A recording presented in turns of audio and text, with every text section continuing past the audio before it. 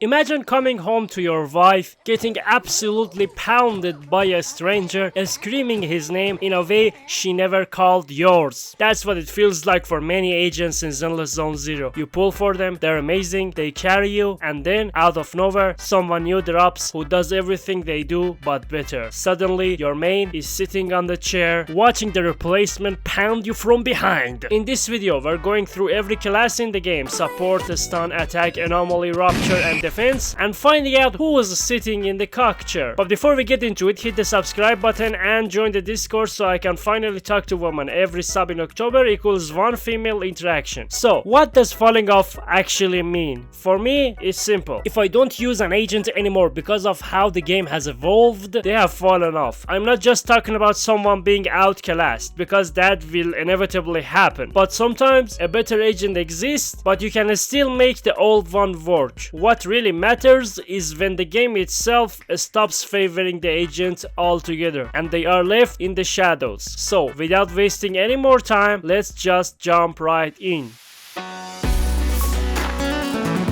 Stunners in ZZZ are in a good spot. I would say none of them have truly fallen off, and every single one has their own niche. But if there is one of them who I personally think is slowly falling behind, it's Qingyi. Since she was the first limited stunner, she was dealt a bad hand. Let's compare her to other stunners, shall we? Lighter gives buffs to fire and ice and also extends the stun duration. A spectral gaze has some decent def shred, and also there's an agent that comes attached with it, which has a massive booty. Fufu gives you crit damage buffs and also buffs your ultimate at chain attacks and also gives you your disables back. And what does Qingyi do? She increases your stun damage multiplier by a good amount. But nowadays stunners don't just stun, all of them, even damn Powercrept, give you some out of stun buffs, and playing them isn't that complicated. But Qingyi's buff doesn't work outside of a stun, and you have to actually work for the damn buff, unlike some brain dead fuckers like Jufufu and Trigger. Oh my god, ew! And because of how the game has evolved, she only works in a few limited teams like Harumasa, Jiyuan, Yishuan, and Hyugo if you stretch it a little. She's still one of my all-time favorite characters. She's demanding, rewarding, and genuinely fun to play. I wouldn't change her core gameplay for anything, but if Hoyoverse wants to draw her a few extra buffs, I wouldn't complain.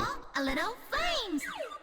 There is only one anomaly agent who has fallen off, and without a doubt, it's Miyabi. Nah, I'm joking, it's Bornis. She is an off-field anomaly agent which is supposed to make your job easier by giving you off-field disorders, but frankly, she feels bad to play. You have to manage 2 bars and she often gets hit when you're doing her X special, which is very damn annoying, but take everything I say about her and the next agent with a grain of salt because I don't have them. I only use her on my friend's account when he can't clear and gain content, and I think most of my problems with her is because of a skill issue, and I will be pulling for her when she comes back because she's very hot and doesn't need all of that to deal off-field damage. I'm just saying, out of all of the anomaly characters that have released, I think she has fallen off the most. Even though I don't have her, I think that's true.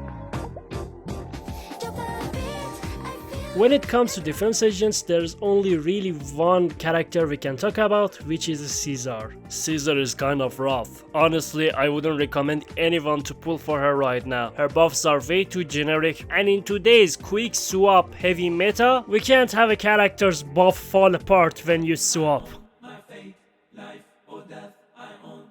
When it comes to attack units, Hyuga and Ellen have fallen off hard. Now, is it because they are bad or because something is fundamentally wrong with their design? Not really. Both of them are still solid on their own. The problem is that Miyabi showed up and absolutely obliterated their relevance. Ever since her release, every piece of Ice favored content, especially leading up to 2.1, has basically screamed use Miyabi. She just does everything they do, but faster, smoother, and with better results. Sure, Hyuga and Ellen can still perform decently in shield defense, but in deadly assault they are completely outclassed. Bringer and Butcher don't really favor them, their disc options are limited, and to make things worse, both of them are heavily dependent on lighter to actually function at their best. So honestly, unless you plan on pulling lighter, I would strongly recommend skipping these two. They are not bad, they are just victims of power creep and bad matchups. Hopefully the upcoming boss Wandering Hunter gives them a well-deserved chance to shine again. Unless it's just Rupture shilling and you can't clear it without having Rupture, I don't know. Right now, there are only 2 official Rupture agents in the game. We did Hari and Banyu set to join the Rupture gang later, and honestly, none of them have really fallen off yet. But if I had to name one who's sort of in a tight spot, it would be Monoto, and to be clear, I'm only mentioning him because I'm covering every class. So why do people say he fell off? Let's talk about it. Everyone kind of expected him to be an S-rank character, but then boom, they announced he would be an A-rank fire Rupture. And as someone who was genuinely excited for him, that was a bit of a gut punch. To make matters worse, before he even dropped, they revealed Banyu, another Rupture unit, but this time an S rank. That announcement definitely rubbed people the wrong way. It felt like Monoto was in the cockchair before he had a chance to get his noodle wet. This is editing Jazzroy. I was browsing Instagram and I saw this very cute art of every Spook Shack member getting the A on Monoto's coat and replacing it with an S. You're an A rank, but you're an S rank in our hearts and shit like that, and it was really cute. But I was thinking, if you're an artist, if you can draw, I would really like it if you draw the opposite version. And in this version, Banyu is absolutely cracking every Spook Shack member. The Spook Shack members are actually telling him, Monoto, you disappointed us. Watch us enjoy some superior S rank dick. Fuck you, watch us, you little cuckold boy, wolf boy.